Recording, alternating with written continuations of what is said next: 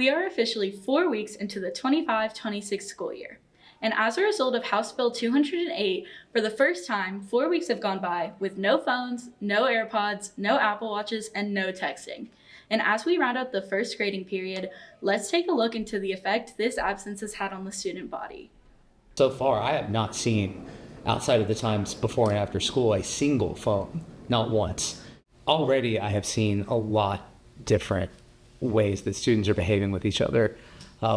Whereas before, you really did see a lot of kids who were just kind of stuck in their phones all the time, even at times that were not maybe appropriate, but now they can't do it. It's not something that's available to them as an option. And so they're able to have, I think, more substantive conversations with other people, mostly for lack of anything else to do.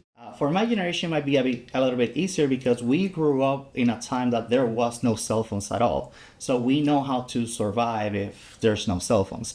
But this generation grew up with the cell phones. So for them, obviously, it's going to be a little bit more difficult.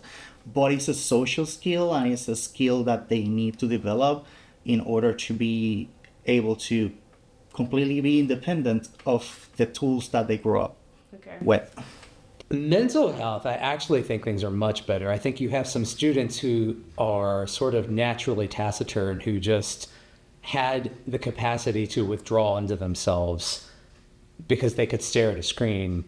That they can't do that anymore. They can either talk to people or they just sit there in silence. And so I think that it has made things a lot more social.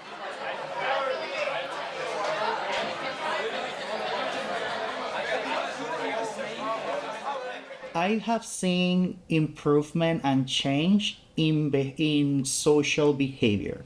For example, now you can go to the cafeterias and kids are actually talking, interacting with one another, having social time, which in the past it was very around cell phone usage. Some kids were just completely disconnected from interacting with one another because they would rather be in their cell phone or chatting with their friends from other schools or outside of school. So I have seen a change, a positive one, when it comes to the interaction between our own kids.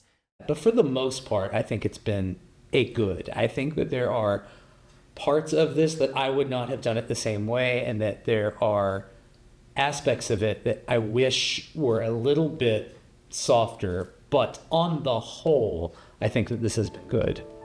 My name is Abby Prather, and this is Manual RedEye.